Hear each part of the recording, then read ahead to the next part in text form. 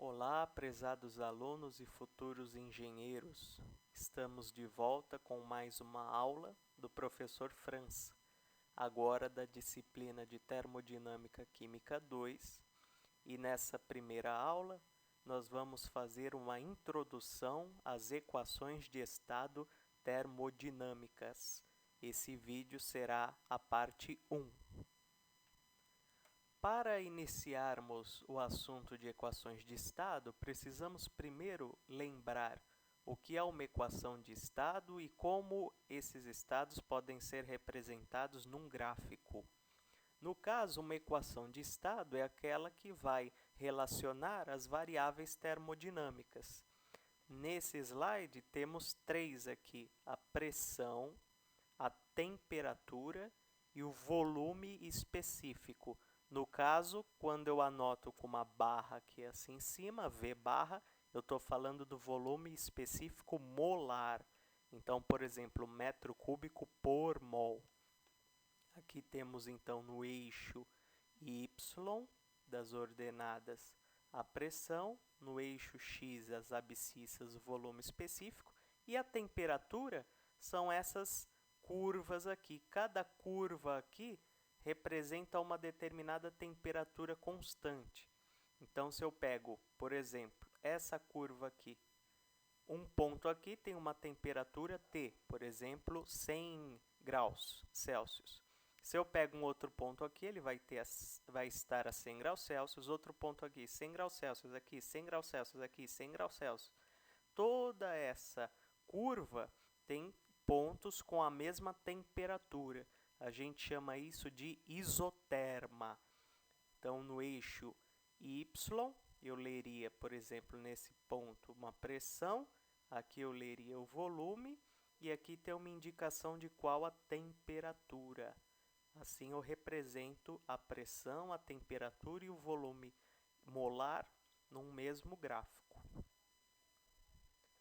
Existe uma isoterma importante. Essa isoterma vermelha aqui, que passa bem na ponta desse domo. Aqui embaixo eu tenho um domo assim. E aqui bem na ponta, no ponto mais alto desse domo, eu tenho uma isoterma que tem uma inflexão. Ela vem com determinado decaimento e depois desce por aqui.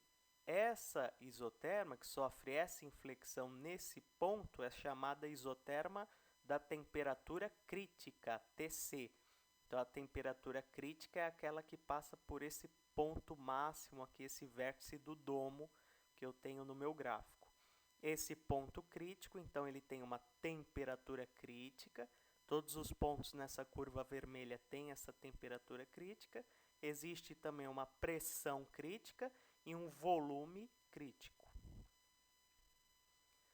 Quando eu estou na região acima dessa isoterma crítica, então toda essa região aqui eu estou varrendo acima dessa curva vermelha.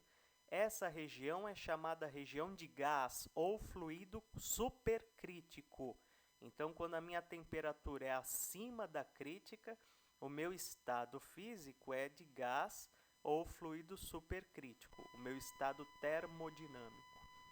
Qual a característica de um gás, onde vem a diferença entre gás e vapor na termodinâmica? Um gás, por mais que eu faça uma elevação da pressão, eu não consigo condensá-lo. Então, veja, se eu tenho um ponto aqui, nessa isoterma crítica, e eu vou aumentar a pressão à temperatura constante, isso é importante. Quando eu aumento a pressão na temperatura constante, o ponto vai andando aqui sobre a curva. Ele vai andando, e ele nunca vai entrar no domo. Para um gás ou um vapor condensar, ele tem que passar pelo meio desse domo. A gente vai ver daqui a pouco isso. Ele nunca vai passar se ele estiver nessa região de gás. Por exemplo, um ponto aqui, se eu pego esse ponto e aumento a pressão à temperatura constante, o ponto vem andando por aqui, e nunca vai entrar nesse domo para condensar. Então, um gás, também uma outra definição, seria que por mais que eu aumente a pressão à temperatura constante, ele nunca vai condensar. Bom, agora se pegarmos uma temperatura abaixo da crítica, então a temperatura ela vai aumentando nesse sentido. Aqui são as temperaturas maiores e aqui vai diminuindo. Então vou considerar uma temperatura T1 menor que a temperatura crítica. Então peguei a isoterma dela aqui, a isoterma verde. Essa isoterma verde, quando eu trabalho com temperaturas menores que a crítica, sempre eu vou cair dentro do domo. Então vão existir algumas regiões diferentes aqui. Essa região total abaixo da abaixo da isoterma, né, ou abaixo da região de gás ou fluido supercrítico, quando a temperatura é abaixo da temperatura crítica, toda essa região eu chamo de região de fluido subcrítico. Agora, esse fluido subcrítico ele pode ter ainda mais classificações. Se eu trabalho à esquerda desse domo, então a região aqui tem o domo à esquerda. Eu estou trabalhando aqui fora do domo, nessa área, nessa região. Essa região é de líquido subresfriado. Se eu trabalho agora na região do lado oposto, lado direito, toda essa região aqui, lembrando eu estou abaixo da isoterma crítica, é o vapor superaquecido. Toda essa região aqui são pontos de vapor superaquecido. Agora, eu posso trabalhar também em cima do domo, em cima da curva desse domo. Ele vai ter uma curva de líquido, está representada pela cor-de-rosa aqui, que chega até o ponto crítico. Então, se eu tenho pontos aqui em cima, eu vou ter líquido saturado. Aqui fora é líquido resfriado e esses pontos aqui são de líquido saturado. Da mesma forma, aqui fora é vapor superaquecido e a curva roxa aqui vai ser de vapor saturado. Portanto, essa curva rosa e a curva roxa é a curva de saturação. Temos, portanto, aqui o líquido saturado como sendo a curva cor-de-rosa na figura e o vapor saturado como sendo a curva roxa. Por fim, a última região que ficou faltando aqui em cima é gás ou fluido supercrítico. Essa aqui é o líquido resfriado, essa aqui é o vapor superaquecido. Em cima da isoterma vermelha é o fluido na condição crítica. Aqui na curva cor-de-rosa do domo é líquido saturado, a curva roxa é vapor saturado. E se o ponto estiver aqui no meio, qualquer ponto aqui, ele tem duas fases. É líquido mais vapor saturados. E esse líquido mais vapor, eles estão em equilíbrio. Então, a gente chama de condição de equilíbrio líquido-vapor. Esse líquido e esse vapor vão estar a uma mesma pressão. Então, se eu pego, por exemplo, qualquer ponto em cima dessa curva aqui, a isoterma, ela continua aqui dentro. Só que eu coloquei tracejada aqui para indicar que eu estou no equilíbrio líquido-vapor. Então, se eu pego qualquer ponto em cima dessa parte da isoterma, que está dentro do domo, qualquer ponto aqui, eu tenho líquido mais vapor numa mesma pressão e numa mesma temperatura. Então, eu posso chamar também de pressão de saturação e temperatura de saturação. Nessa condição, a pressão e a temperatura amarradas. Então, eu tenho o equilíbrio de fases. Bom, para eu definir através de cálculos se eu estou numa condição de vapor superaquecido ou líquido subresfriado ou ainda de líquido e vapor em equilíbrio, se eu quiser fazer isso através de cálculos, eu posso fazer uma comparação primeiro fixando a temperatura. Então, se eu tenho uma determinada temperatura conhecida, eu posso calcular essa pressão de saturação. Existe uma fórmula de Antoine, que nós vamos relembrar daqui a pouco. Então, partindo dessa temperatura, eu posso calcular essa pressão. Essa pressão é aquela do equilíbrio líquido-vapor. conhecendo essa pressão, que eu posso chamar de pressão de saturação ou pressão de vapor, conhecendo essa pressão, eu vou comparar com a pressão do processo, né? Então, tem uma temperatura do processo que vai me gerar uma pressão de saturação ou de vapor. E aí eu vou ter a pressão real. Se essa pressão for maior, então, por exemplo, uma pressão P2 maior, o ponto vai andar, como eu fixei a temperatura, o ponto anda para cá. Portanto, é líquido. Se a minha pressão for maior que a pressão de saturação ou pressão de vapor, se a pressão for maior, a minha condição é de líquido subresfriado ou líquido comprimido. Agora, se a minha pressão de operação ou do processo for menor, aí o ponto vai escorregar aqui para baixo, na temperatura constante que eu estou considerando. Portanto, eu estou numa condição de vapor superaquecido. Agora, se a pressão for igual à própria pressão de saturação, aí eu estou nessa condição. Preciso avaliar se é líquido saturado ou vapor saturado que eu quero trabalhar. Ou ainda se existe um título, né, uma mistura de líquido com vapor. Portanto, se eu fixo a minha temperatura do processo, calculo a minha pressão de vapor. Se a pressão do processo for maior, é líquido. Se for menor, é vapor saturado. Agora, existe uma outra maneira também. Eu fixo a pressão ao invés da temperatura. Então, eu pego a pressão do meu processo e vou calcular qual seria a temperatura de saturação, pela mesma equação de Antoine. Então, pego a minha pressão do processo e calculo qual a temperatura de saturação. Se a minha temperatura for menor, eu vou verificar nessa isoterma a pressão, o ponto pulou para cá. Portanto, é líquido. Se a minha temperatura do processo é menor que a temperatura de saturação, calculada por Antoine, então a minha condição é líquido.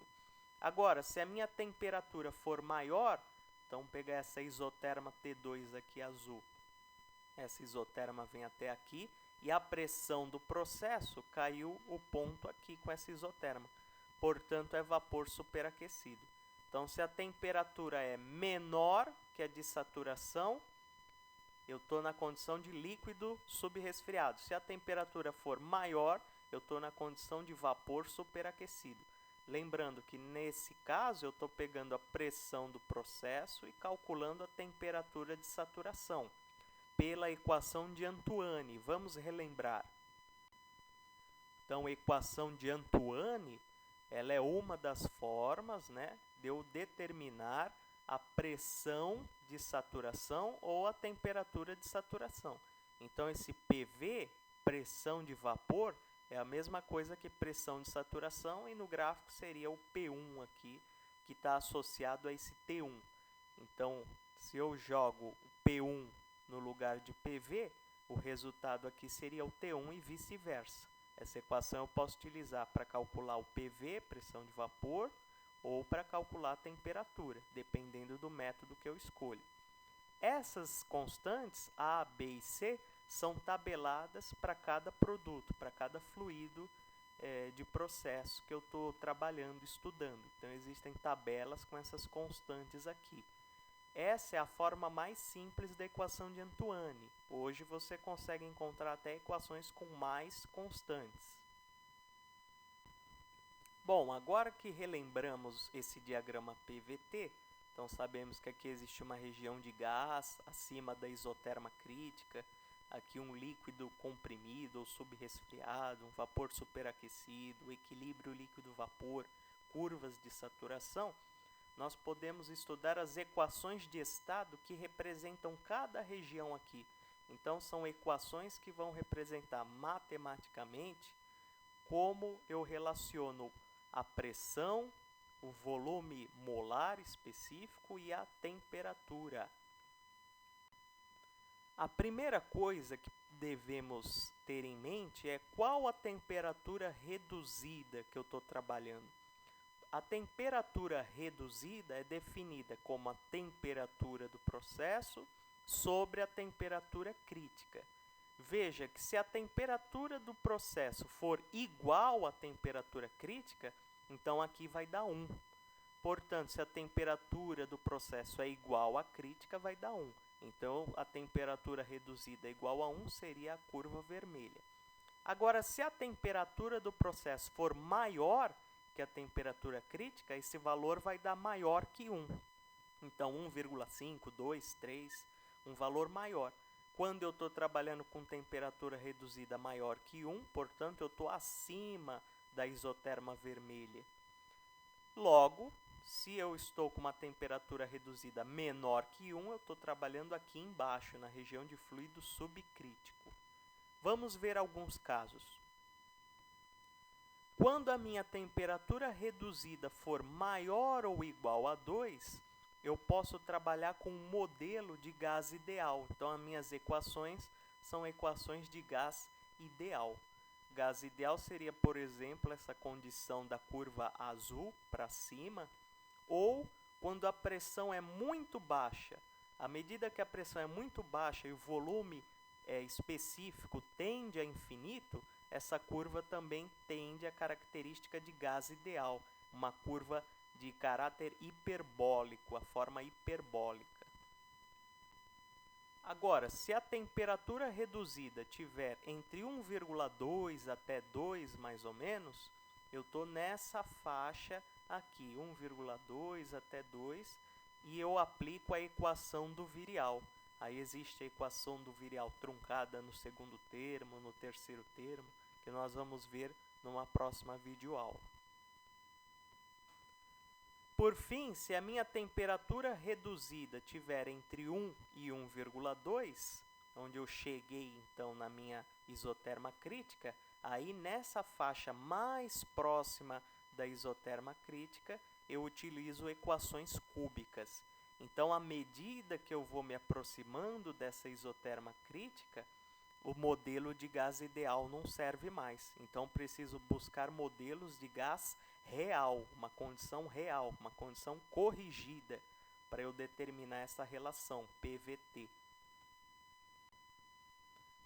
Bom, quando ultrapassamos essa isoterma crítica, aí nessa região onde vai começar a entrar a fase líquida, nós trabalharemos nas equações de estado, num grupo delas que chamamos de equações cúbicas de estado.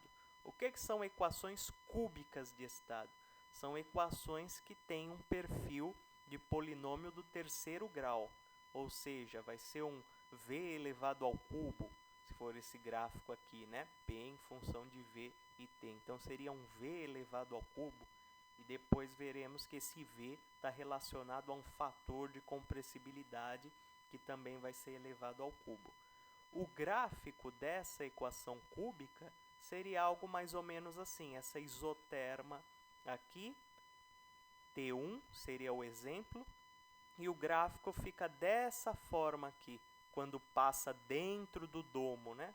Quando a curva, a equação cúbica passa dentro do domo, ela sofre essas inflexões aqui. Então, tem uma parte onde ela está subindo, aumentando, crescendo, e outra parte onde ela começa a descer, a cair. Sendo um polinômio do terceiro grau, a equação cúbica, né, o nome diz, cúbica, terceiro grau. Então, essa curva aqui vai ter 3 raízes. Se eu pego uma determinada pressão e entro nessa curva, onde essa curva verde-limão, verde claro, ela está representando uma equação cúbica genérica, né, de estado. Então, para essa pressão aqui, eu vou ter 3 raízes, ou seja, essa pressão corta a minha curva em 3 pontos. Esse primeiro ponto, que vai ser a menor raiz, quando eu digo raiz, é a solução, né, da resolução da equação do terceiro grau. Então, essa primeira raiz, o menor valor da solução, vai me dar a condição de líquido, então volume para o líquido. A raiz intermediária vai dar um volume V, genérico. E a última raiz, que seria a maior de todas, vai me dar a condição para o vapor. Portanto, se eu entro numa equação cúbica e resolvo ela, eu vou ter 3 raízes, 3 respostas. A menor se refere ao líquido, a maior se refere ao vapor, saturados, né? E, no caso, essa raiz do meio, ela não tem sentido termodinâmico, não tem significado físico, porque ela é impossível de acontecer. Já que aqui, na verdade, eu tenho essa curva, um aumento da pressão e do volume simultaneamente. Se eu acompanho essa curva aqui, o que ela está me dizendo? Que quando eu aumento a pressão, eu também aumento o volume. E a gente sabe que isso não acontece, porque se eu aumento a pressão exercida sobre um gás, na temperatura constante, o volume dele vai diminuir. Eu aumento a pressão em cima de um gás, numa determinada temperatura constante, o volume diminui. A mesma coisa se eu aumento o meu volume, estou expandindo o meu gás, eu vou ter que diminuir a pressão. Portanto, essa curva não tem significado físico real. Logo, essa raiz aqui do meio nós vamos desprezar. Então, cortamos essa raiz, não consideramos em cálculos. Só vamos considerar a menor raiz e a maior raiz da equação cúbica. Agora vamos ver alguns exemplos de equações cúbicas. Se eu caio no ponto de vapor superaquecido, eu vou então posso trabalhar com qualquer equação cúbica, porém existe uma mais recomendada, que é o SRK, Solve-Redlich-Kwong. O SRK, ele vai dar um erro nos cálculos de mais ou menos 2% em relação aos valores experimentais. Já um outro modelo, Peng-Robinson, que nós vamos ver a seguir, ele daria um erro de 8%. Então, quando eu trabalho com vapor superaquecido, é mais recomendável que você utilize SRK. Lembrando que na raiz seria a maior de todas, porque eu estou na região de vapor superaquecido. Agora, se eu falo em líquido subresfriado, eu estou pegando a menor raiz. No caso aqui, seria uma pressão maior aqui, né? Mas só para fixarmos esse conceito, a menor raiz eu pegaria no líquido subresfriado. E a equação cúbica correspondente, posso utilizar qualquer uma, porém existe uma melhor, a de Peng-Robinson.